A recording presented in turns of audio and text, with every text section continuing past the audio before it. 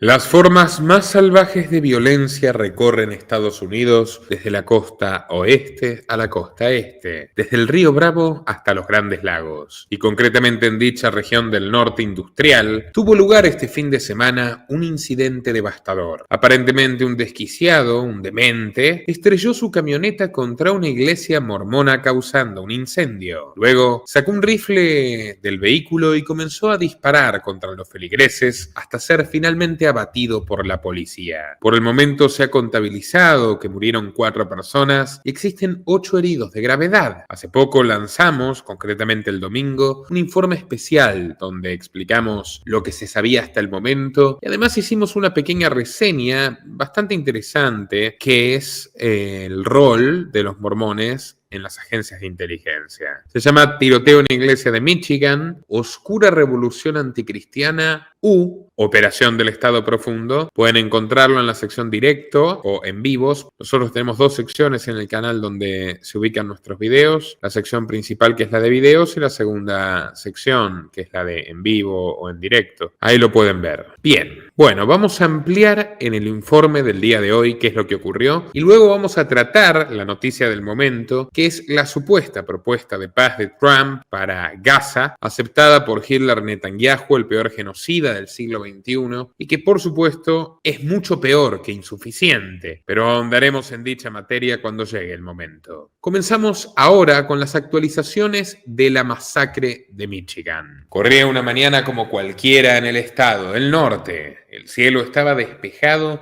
y el sol brillaba en las alturas. Otoño. Y un paisaje otoñal perfecto, aunque lo que ocurriría lejos estaba de la perfección. En la iglesia de Jesucristo de los Santos de los Últimos Días, una infraestructura compuesta por agujas puntiagudas en cada capilla abría sus puertas y en la entrada un cartel que rezaba: visitantes sean bienvenidos. Los mormones acudían a su centro de fe para celebrar el domingo de ayuno, un rito donde los devotos renuncian a 2 de las comidas diarias a cambio de donar dinero o víveres a los más humildes. Al finalizar el servicio dominical, lo que sería su misa, todos estaban saliendo de allí cuando la camioneta Chevy Silverado con 2 banderas estadounidenses cargadas en la parte trasera se dirigía a toda velocidad hacia ellos. El vehículo impactó en la entrada y del interior de la pickup salió un sujeto armado con un rifle que comenzó a disparar a todos los presentes, sumidos naturalmente en un pánico corrosivo. El caos rápidamente se apoderó del establecimiento. Los adultos intentaron valientemente proteger a los niños que gritaban y lloraban, trasladándolos a un lugar seguro mientras los cubrían con sus cuerpos, en tanto que los demás reunían a los sobrevivientes para escapar por ventanas traseras. Los disparos llegaron a oídos de un grupo de enfermeras que estaban en huelga en un hospital cercano. Las mujeres abandonaron sus puestos y fueron corriendo a socorrer a los heridos. Probablemente salvaron a varios. Para colmo, el edificio empezó a incendiarse y el fuego devoraba todo a su paso. Era una sucursal del infierno en la tierra. Pasados unos minutos, 2 oficiales de policía llegaron y salieron de sus patrullas, pistola en mano, exigiéndole al tirador que arroje el arma homicida y que se entregue. El atacante, completamente fuera de sí, empezó a disparar contra los uniformados, quienes accionaron el gatillo de sus pistolas, cegando la vida del asesino. Cuando todo terminó, el panorama claro era desolador. Un tendal de cadáveres, la iglesia consumida en gran medida por el fuego y el humo extendiéndose hasta alturas inconmensurables. Había sangre por todas partes y los sobrevivientes se abrazaban entre ellos mientras derramaban lágrimas por sus compañeros caídos y olían pólvora. Las autoridades de Michigan informaron previamente el deceso de 2 individuos.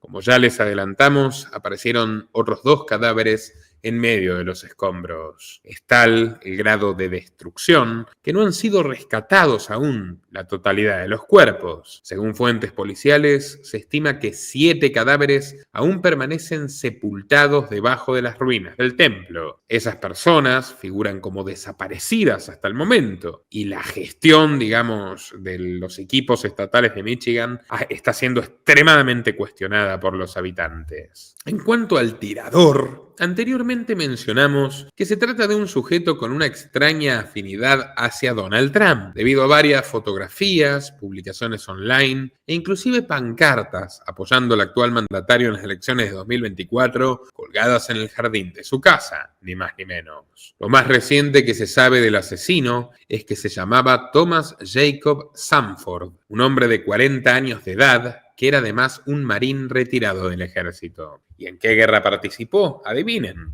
en la guerra de Irak. Tal como lo oyen. Sanford fue desplegado a Medio Oriente en el año 2004, cuando George W. Bush ordenó la incursión armada contra Saddam Hussein y permaneció allí durante muchísimos años, tras cargarse a 900.000 civiles. Este dato es bastante importante porque estamos hablando de un caballero, si se le puede decir así, con alta preparación en combate, manejo de armas y táctica militar, lo cual explicaría, según numerosos expertos, por qué el ataque a la iglesia mormona fue una maniobra de amenaza híbrida. En pocas palabras, Sanford no estrelló su camioneta por casualidad ni arrebato, sino para crear un embudo fatal, es decir, originar el caos psicológico para que los feligreses salieran de la iglesia desordenadamente y poder acabar con todos, arrinconando a sus presas. En relación con lo anterior, la policía encontró en la camioneta artefactos explosivos sin detonar, los cuales fueron rápidamente desactivados. Aún se desconocen los móviles del crimen, pero hay algunos indicios que alertaron de la desgracia. Según Chris Jones, candidato a concejal por la ciudad de Burton, él se encontraba yendo puerta a puerta para hacer campaña. Uno de los vecinos le abrió la puerta de su hogar y se trataba de un hombre de barba larga y desaliñada, a quien se presentó como Thomas Sanford. Los dos señores estuvieron hablando durante 20 minutos, donde Sanford le contó a Jones sobre su servicio en Irak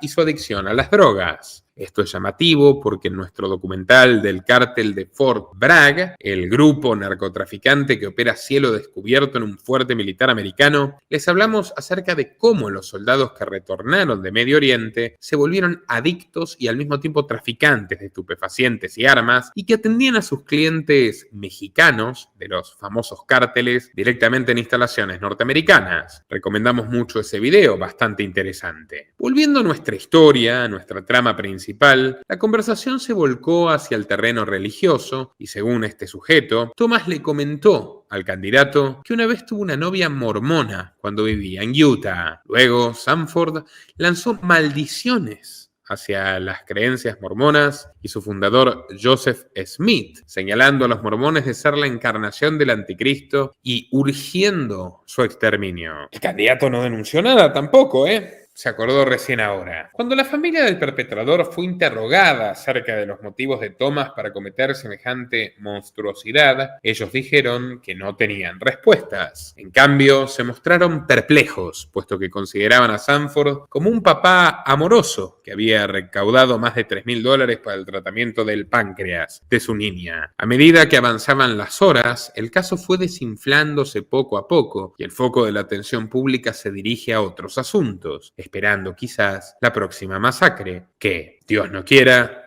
te puede tocar a ti. Por eso siempre les digo, cuídense muchísimo, nuestros amigos que nos miran desde Estados Unidos. Aquí es bastante evidente la huella de, el Estado profundo, que naturalmente se hizo cargo de toda la investigación. En este caso, el FBI, la misma fuerza que, entre comillas, investiga el asesinato de Charlie Kirk, quien ha catalogado el hecho, el FBI, como un acto de violencia selectiva. Según Kash Patel, el limitado director del Buró Federal, un rostro multicultural, por cierto, su agencia está revisando los informes del tiroteo y desplegará a todos sus agentes para esclarecer los hechos. La secretaria de prensa de la Casa Blanca, Caroline Leavitt, mencionó que tuvo una conversación privada con Patel, quien le aseguró que la agencia baraja la hipótesis de que se trató de un crimen de odio hacia los cristianos. Hasta el momento, el FBI aseguró que realizó más de 100 entrevistas y continúan reuniendo pruebas para determinar el móvil principal del delito. Además, el buró trabaja en conjunto con la policía de Michigan y revelaron que Sanford ya tenía un prontuario criminal. Varios años atrás fue arrestado por robo mientras se encontraba bastante intoxicado. No es nada extraño que el FBI metiera sus narices en este expediente. Como recordarán en nuestro informe del fin de semana, mencionamos las profusas conexiones de la Iglesia mormona con esta agencia. Los mormones son empleados perfectos debido a su ciega obediencia a la autoridad superior y su capacidad de vivir bajo una fachada de vida modesta y ordinaria. Además, han logrado expandir su feligresía en los últimos años dentro y fuera de Estados Unidos y así expandieron redes de los servicios de inteligencia. Un ejemplo interesante es el que ofrece el libro I Feel Love, MDMA and the Quest for Connection in a Fractured World, de Rachel Newer. Allí narra cómo la CIA utilizó la droga del éxtasis para diversos experimentos a lo largo de los años 50 y 60, como el infame MKUltra, el gran experimento de control mental, del cual, por ejemplo, fue víctima el futuro victimario Kaczynski, una bomber. ¿Se acuerdan del terrorista? Bueno, cuando la sustancia fue prohibida en 1971, comenzó a ser comercializada ilegalmente y en muchos casos de manera adulterada, inundó las calles de Nueva York, Indiana y Chicago. Para los 80s, el estupefaciente fue el centro de diversión favorito en los clubes nocturnos, los cuales eran frecuentados por mormones que huían del aburrimiento y racistas reformados, entre comillas. Otro ejemplo es el caso de Bruce Jessen, un mormón que trabajó como psicólogo de la Fuerza Aérea. Su principal labor fue diseñar el programa de interrogatorio de la CIA utilizado durante la guerra contra el terrorismo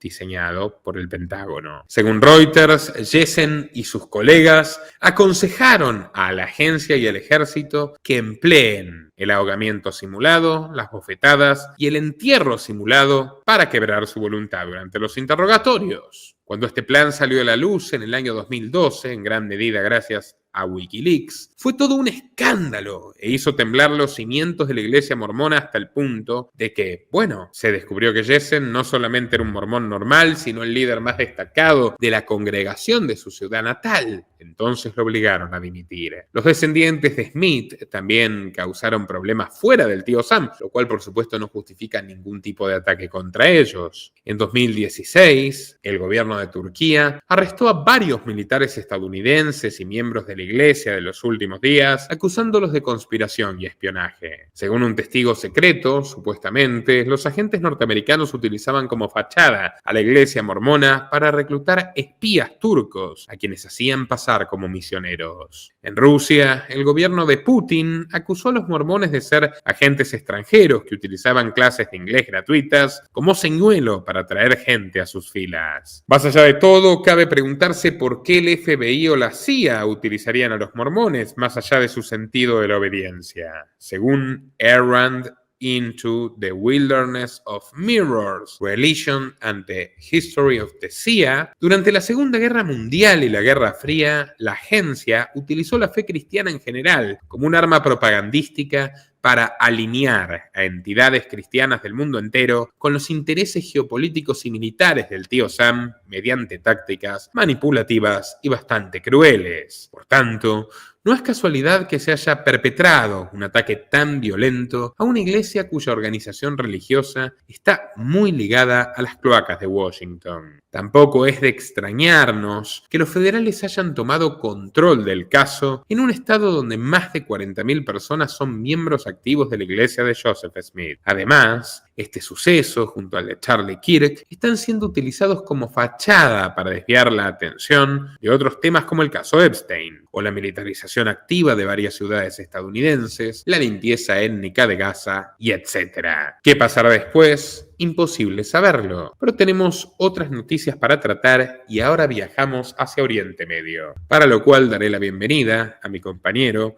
el abogado y analista político Paul Gray. Bienvenido, Paul, ¿cómo estás? Un saludo, Nicolás. Bueno, antes de empezar a tratar las noticias de Medio Oriente, tenemos que hablar de esta tormenta tropical Imelda, que amenaza las costas del sudeste de Estados Unidos, ha estado recorriendo el norte de Cuba y bueno, es una de tantas tormentas tropicales que se forman en esta época del año, tenemos que decir. Se desplaza hacia el este de Cuba actualmente con lluvias de entre 50 y 100 milímetros y se estima que alcanzará 180 milímetros en zonas puntuales, especialmente en Carolina del Norte. Las emergencias están actualizadas y consideramos que puede ser algo grave, ¿no? Bueno, pasamos a Medio Oriente. Tony Blair ha regresado. De hecho, vamos a hablar hoy de un multimillonario israelí quien le ha estado donando bastante dinero a la fundación de Tony Blair. También vamos a estar hablando de cómo recientemente Netanyahu había dicho que van a estar luchando por la narrativa desde la perspectiva de Israel. Se ha reunido con influencers. De hecho, este multimillonario del que vamos a hablar ha ayudado a comprar TikTok y están hablando directamente y abiertamente para el público de que van a tener una división propia de influencers que van a estar en TikTok promoviendo la perspectiva sionista. Paul, Tony Sí, Blair, dime. genocida de la guerra de Irak, cómplice de Bush junto a Bush y Aznar, y noble presidente español en aquella época, el laborista, es decir, el izquierdista Blair, perpetró este genocidio junto a ellos. Un corrupto desquiciado, un ser del mal, inspirador, por ejemplo, de José Luis Rodríguez Zapatero, con su llamada Tercera Vía, un Clinton inglés de origen socialista fabiano, devenido en neocon belicista. A mí me pareció asqueroso, ahora tú tratarás en profundidad la nota, disgusting, cuando esta nota de la revista The Economist de los Rothschild, creadores del Estado de Israel, comentan: el señor Blair está dispuesto a sacrificar su valioso tiempo para ayudar a los gazatíes. ¿Quién diablos le pidió apoyo a un inglés? Los ingleses generaron todo este problema. No colectivizo, pero concretamente Blair es un criminal de guerra. ¿Qué puede hacer un criminal de guerra con una zona devastada por un criminal de guerra todavía peor que es Netanyahu? ¿Qué esperamos de él si cuenta con aval de Netanyahu, de Kushner y de Trump? Kushner, el yerno de Trump, que hace negocios demoliendo las casas de los palestinos en Cisjordania. Patético y vergonzoso. Ya ahondarás en este tema, pero quiero que cobren dimensión de la magnitud de la obsesión del sionismo, manipular a las mentes en lo que refiere a un complot para adquirir una plataforma de tan mal gusto que ya de por sí sirve para reblandecer el cerebro de la juventud como es TikTok. Los invito a boicotear TikTok, a no usar TikTok y a desrecomendar el uso de TikTok. Continuemos, Paul. Sí, tengo que recordar que, bueno, Tony Blair es el mentor o más bien el antecesor directo de quien sería ahora Starmer. Y Starmer está, bueno, palantirizando a Inglaterra. De hecho, ahora mismo están avanzando con todo. Es el mismo dueño, el señor, bueno, ya vamos a hablar de él más adelante. Me refiero a quien compró TikTok, Larry Ellison. Además de comprar TikTok y estar presionando junto con Bill Gates para que todos los países del mundo tengan identidad digital actualizada, ya preparando un terreno seguramente para las CBDCs. Ha estado en boca de muchos medios, puesto que es bastante polémico que la vigilancia avance a este punto, justo cuando también abiertamente dicen que van a aumentar la propaganda. Y ahora, bueno, proponen tanto Netanyahu como, por supuesto, de su propia índole, Tony Blair, dado la cantidad de dinero que ha recibido de este multimillonario, quieren ponerle a Tony Blair a gobernar lo que queda de Gaza durante 5 años. Recordemos que Trump había puesto a su yerno, a Jared Kushner, a hacer una planificación y una orientación, vamos a decirlo, inmobiliaria de la administración futura de la zona. También tenemos que tener en cuenta que este plan de mandato internacional, yo lo estimo así. Por un lado, admitirían que el genocidio es horrible y que todo va mal de cara al público. Le culparían a Netanyahu, lo sacarían a Netanyahu y traerían a otro sionista, ya sea también, vamos a decirlo, del espectro de derecha o del espectro de izquierda, y continuarían con lo mismo. Seguirían cazando y matando civiles inocentes, pero ya con una especie de barniz de oficialidad internacional y de la ONU y todo lo demás. Sabemos esto porque, bueno, se sabe que tanto Donald Trump, que se ha reunido ahora recientemente con Netanyahu, quien fue rechazado también por Milei, hay que decirlo. Milei tiene miedo de que una foto con Netanyahu, bueno, le arruine las elecciones que vienen ahora en octubre. Respecto a lo que dices de que Milei no va a recibir a Netanyahu, su gran admiración, Hitler, genocida, asesino, racista, desquiciado, maligno, que acabó con la vida de 200.000 personas en Gaza, mayoría de ellos niños y mujeres, muestra hasta qué punto está comprometido políticamente Milei tras la derrota humillante frente a los peronistas de izquierda de Kicillof en las elecciones legislativas bonaerenses. El aislamiento de Netanyahu es total, pero a mí no me sorprendería que continúe, que es lo que él planea definitivamente. Este plan de paz es absolutamente vergonzoso y no atiende a la causa real de la masacre del 7 de octubre, que es que el propio Netanyahu ha admitido con cinismo ilimitado que Israel ha financiado y armado a Hamás y que las propias agencias estadounidenses, comenzando por el Departamento de Estado, como demostró Wikileaks en 2006, ya señalaban la financiación israelí de Hamás. Y la alegría de Israel ante la victoria de Hamás en las elecciones de la Franja de Gaza, porque esto justificaría el proyecto de genocidio que 19 años después ya está en curso y ha acabado con la vida de más del 10% de la población local. Bueno, vamos a desarrollar ordenadamente estas noticias que ya has presentado, Paul, y concluiremos la emisión. Adelante y bienvenidos sus aportes a través de Superchat. Amigos, necesitamos muchísimo su apoyo económico para seguir funcionando. Pueden colaborar desde tan solo $1 a través del botón con signo de dinero del chat de estreno. Paul, prosigue. Bueno, les había traído en la edición anterior una lista de las personas más influyentes del lobby israelí, entre ellos Rupert Murdoch, por ejemplo. Este es Larry Ellison. Bueno, lo traigo a continuación, puesto que Netanyahu se ha movido bastante, porque le preocupa mucho la perspectiva que el mundo tenga ahora de Israel, es decir, la lucha de las relaciones públicas. En su reciente reunión con el presidente Donald Trump, el plan que trataron o que pactaron fue el siguiente. Básicamente, el primer ministro de Israel le propone 20 puntos para poner fin a este conflicto en un marco de gobernanza posterior, e incluye eso, crear una junta de gobierno que sería temporal con la participación de Tony Blair, como les decía, y un alto al fuego inmediato, y también, bueno, estén o no vivos los rehenes que tanto se mencionan, bueno, volverían para con sus familias, ¿no? La mayoría absoluta de los rehenes fueron asesinados por los bombardeos israelíes y es lo que denuncian los familiares dentro de Israel, algunos de los cuales fueron secuestrados, encarcelados y torturados por la dictadura genocida de Netanyahu, asesina de su propio pueblo. Y antes de continuar, quiero mencionar lo siguiente. Bueno, el conflicto que tienen ahora es que no están logrando cerrar con Hamás, es decir, desde lo que sería Hamás, es decir, la sucursal financiada por el gobierno israelí de estos pseudo terroristas funcionales a Netanyahu. También tenemos que mencionar que Netanyahu tuvo que, después de esta reunión con Trump, hacer una llamada y disculparse con el gobierno catarí por los ataques que han realizado recientemente. Eso también es algo a tratar o a considerar al menos. Y también en la escalada que tienen con toda esta inversión que están haciendo en influencers, comprando TikTok y también influyendo en las redes sociales, se suman a ChatGPT, es decir, están empezando a entrenar las distintas inteligencias artificiales para poder, bueno, corregir sus versiones, perspectivas y también debates. También admiten haber utilizado las redes sociales como arma para influir en la opinión pública, cosa que lo tenemos hiperestudiado, que hemos denunciado durante años y que, bueno, recientemente, no podría contar ni 6 meses de que la opinión pública ha cambiado, digamos, o ha sido más crítica del sionismo. Y de hecho, bueno, han revelado estos planes, se le habría agregado un punto más y van a estar, bueno, al menos la gente de Trump va a estar haciendo un lobby impresionante por tratar de rescatar lo que le queda de imagen, dado que ya sabemos todos los escándalos del presidente Trump. También vamos a escuchar ahora Sí, dime. Quiero recomendar la entrevista que me realizó Rubén Luengas en la televisión sobre el caso de Charlie Kirk, donde en 20 minutos resumimos la verdad definitiva de su asesinato y tiene muchísimo que ver con una batalla propagandística de Netanyahu. Ahí lo tienen, tiembla la TV, Moraz revela la verdad definitiva del caso Charlie Kirk. Muy recomendado, estará al final de para que puedan verlo. Vamos a escuchar a Larry Ellison de Oracle, uno de los grandes magnates de Silicon Valley y quien adquiere TikTok para hacerlo prosionista. Oigamos. Your body cams will be transmitting that. The police will be on their best behavior, because we're constantly watching and recording everything that's going on.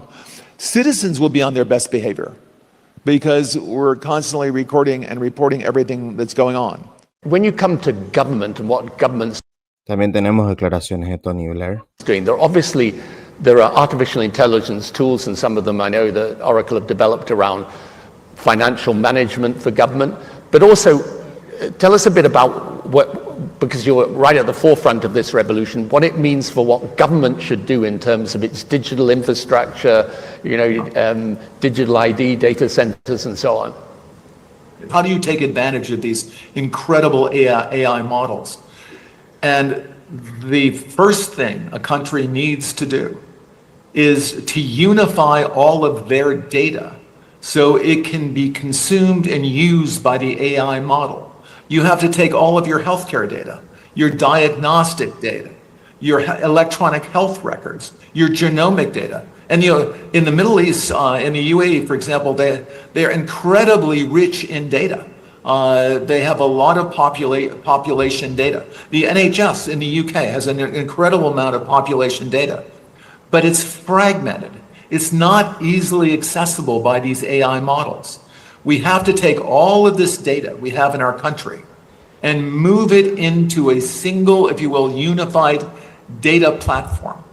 So we provide context. When we want to ask a question, we've provided that AI model with all the data they need to understand our country. So that's the big step. That's kind of the missing link.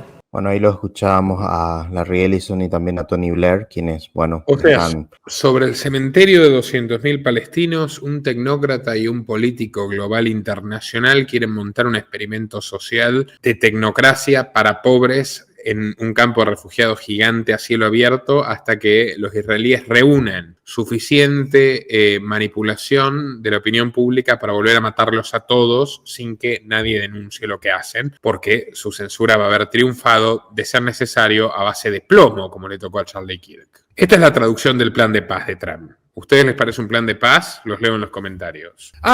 Y a propósito, señores, esto es la Argentina. El referente del oficialismo en la Cámara de Diputados, José Luis Espert, economista corrupto, básicamente está en el ojo del huracán por una investigación de un servidor, por una primicia mía, acostumbrado a que distintos operadores del poder no reconozcan mi trabajo, pero bueno, en su momento expuse el vínculo de José Luis Espert con el narco Federico Fred Machado, luego lo replicó el grupo Perfil en su día, luego, bueno, maduró, incluso salió a la luz en las anteriores elecciones. José Luis Espert y Javier Milei, que estaba con él políticamente en 2021, de hecho Espert era su jefe político hasta 2021, entre 2019 y 2021, ambos están imputados en una causa por encubrimiento y enriquecimiento ilícito que se originó por mi investigación en el Juzgado Criminal y Correccional número 8 de la Justicia Federal Argentina. Esta investigación mía es del 2019, hace 6 años que salió a la luz, pero recién ahora. Otro personaje que investigué y denuncié, y que por supuesto no me va a citar porque no quiere que se publicite el documental que hicimos sobre él,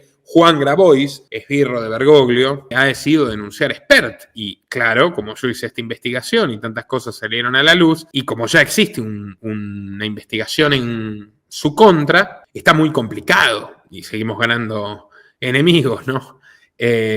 Bueno, incluso mostramos en su día cómo me insultaban en el búnker de Espert, que cosechó 2% de los votos en las elecciones de 2019 tras mis revelaciones, y me insultaban a mí como si fuera mi culpa que ellos eran unos narcotraficantes corruptos. Viajamos en el tiempo y aquí tenemos lo que había expuesto yo originalmente antes de que exista incluso este canal, en una entrevista con un espacio que en aquella época se llamaba Amos del Mundo, de Ezequiel Kessel y mi amigo Juan Martín Rossi. Veamos. ¿Cómo andan todos? Bienvenidos una vez más.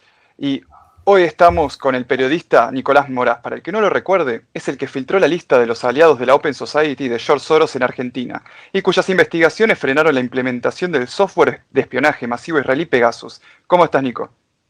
¿Cómo estás, Ezequiel? Un gusto estar con ustedes nuevamente. Perfecto. Así que me parece que nos tenés una gran primicia. A ver, ¿qué puede ser eso? Y bueno, parece que algunas personas que se creyeron el verso de la nueva política van a tener que moderar sus esperanzas, porque no solo Espert no cumplió con el resultado esperado, con la performance que pretendía, y sacó 2 miserables puntos, sino que me parece que tiene muchos trapos sucios para ocultar. Y uno de ellos, bueno, es de lo que vamos a hablar ahora, y tiene que ver básicamente con ese evento, ese incidente que sufrió en la camioneta Grand Cherokee, que a mí en una entrevista con Crónica TV hace apenas algunos días. A mí me sorprendió bastante que Sergio Massa, que no pertenece a su espacio político, pero en definitiva se ve beneficiado por la existencia de Spert en términos electorales, saliera a decir inmediatamente que a Spert le habían disparado. Y el propio Partido Libertario, que forma parte del Frente Despertar e incluso es el partido matriz a través del cual Spert lanzó su candidatura, anunciara como un comunicado oficial que intentaron asesinar a su líder. Sin embargo, muy presuroso, Spert salió a negarlo de inmediato y a decir que fueron 2 piedrazos, algo que claramente no le hubiera generado semejante daño a un vidrio blindado de una camioneta Jeep Grand Cherokee, que son las que utiliza la Embajada de Estados Unidos en la Argentina. Pero bueno, de todas maneras dijo eso, y a despejar la posibilidad de que tuviera algo que ver con su campaña, afirmando que era un hecho de inseguridad, y muy preocupado porque no se sepa mucho más de lo cualquiera. Quedó, digamos, revelada la patente de esa camioneta, que es O de Osvaldo y de Ignacio O de Osvaldo 592, razón por la cual me dispuse a investigar a quién le pertenecía, porque resulta que no está a nombre ni de Spert, ni de Rosales, ni siquiera de algún familiar o de alguien del entorno próximo, ni de ningún candidato tampoco de su espacio, sino ni más ni menos que de Claudio Sicarelli. Claudio Sicarelli es un empleado burocrático de la provincia de Río Negro que tiene un primo muy interesante que se llama Fred Machado. Fred Machado se llamaba Federico, pero se cambió el nombre. Fred Machado es vietmense, pero ahora vive en Miami. Y te voy a contar por qué Federico ahora se llama Fred y está tan cómodamente instalado en Miami.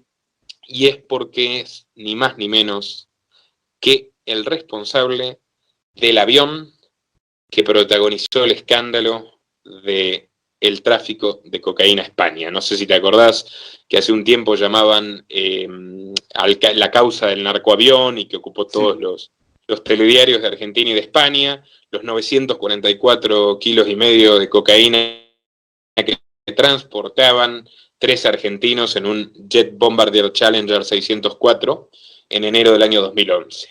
Bueno, el propietario del avión, quien básicamente se los alquiló, es la empresa Thought Aviation Incorporated, que pertenecía al aquel entonces Federico Machado, y a quien el señor Spert no solamente le debe esa camioneta, sino también varios de los viajes que ha realizado en esta campaña, y en su presentación del libro La Sociedad Cómplice en Viedma, involucrado en la mayor causa de narcotráfico relacionada a la Argentina.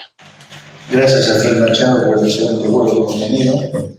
Esto me remite a las palabras de Roberto Kachanowski cuando en una entrevista con Luis Novarecio afirma que Spert le dijo abiertamente que los puestos, los candidatos de la ciudad de Buenos Aires se dirimían por quién ponía más plata en su campaña, a lo que Kachanowski acotó: entonces te van a copar las listas los narcotraficantes. Tomamos un café, te decía exactamente lo de Dandy de Martínez. Perdón que hice el chivo, pero no pasa nada. No pasa. Un sábado de la tarde. Y me pregunta Nazareno, dice, ¿vos serías candidato a diputado por la provincia de Buenos Aires? Y digo, mira, no sé, yo antes de ser candidato a nada quiero saber qué quiere hacer. Me insistió sobre el candidato a provincia de Buenos Aires y yo puedo ser por capital o por provincia. Digo, mira, no sé si sería, pero en todo caso si sería, iría por la capital. Respuesta. Esto fue así, ¿eh? Me dice, los primeros puestos en la capital son para los que más plata ponen. Yo con ese tipo de conceptos no voy. Pues viene un narcotraficante y te compra toda la lista y te hace un desastre. Pues viene un narcotraficante y te compra toda la lista y te hace un desastre. ¿Será que la nueva política está bancada por el narcotráfico?